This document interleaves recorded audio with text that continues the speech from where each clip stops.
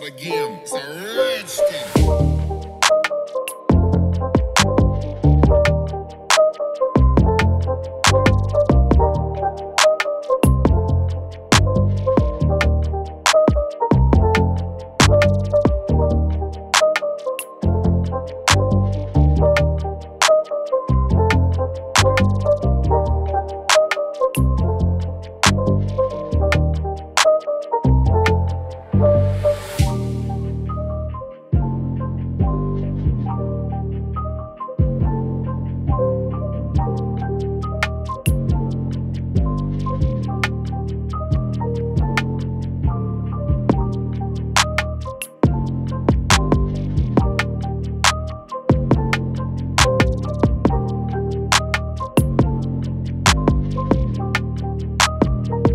gis deux belles équipes Penda gis final bu nga xam ne nii joué nañ ko ci ñaari équipes yi Penda gis nañ final bu métti quand même mais au final équipe bu Kolda bi moom moo jël ndam li mu wane physique wane aussi li nga xam ne nii moom mooy maîtrise.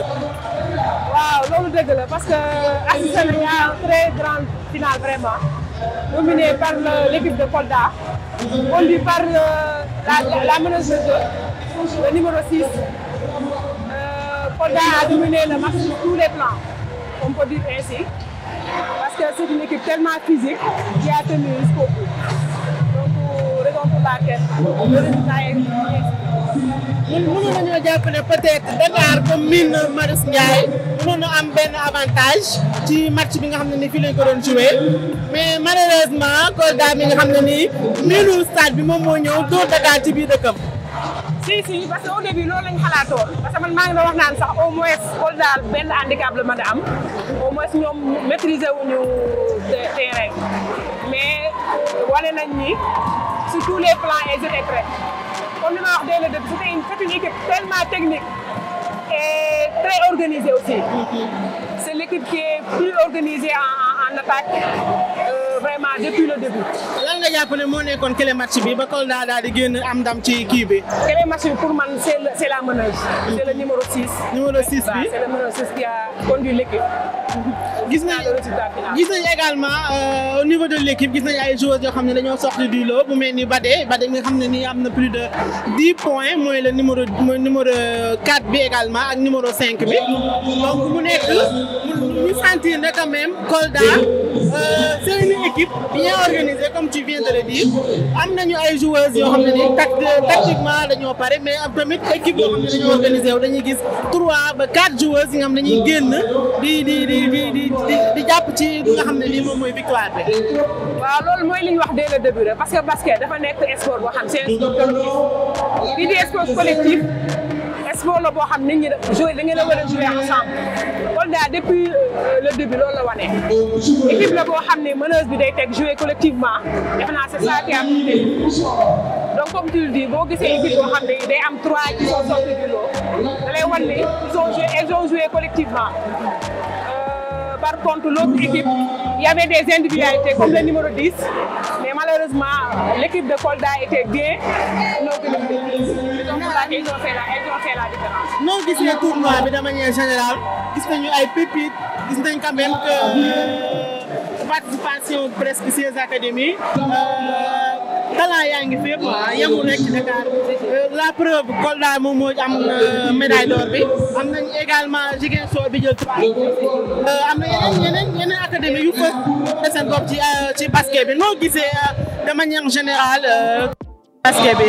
loolu day wane ni basket parce que bu njëkk ba dañoo wax naan Dakar tey jii naan bi wane na ko ni on parle plus de Dakar mais on parle des autres Kolda peut-être mën na nit ñi mën na ni kenn mësu ko xalaat man personnellement je l'ai même pas vu je l'ai vu en demi-finale daa wax ni attention on a une très bonne équipe donc elles sont venues et ont contribué loolu day wane ne basket bi moo ngi développé au niveau de la catégorie de seetul Dakar xale yi ñoo ngi ñafe loolu dafa am solo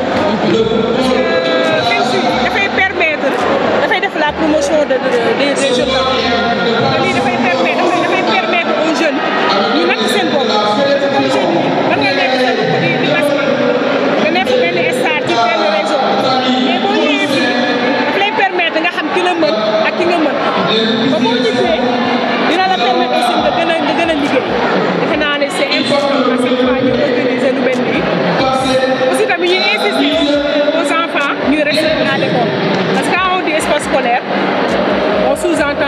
et c'est important.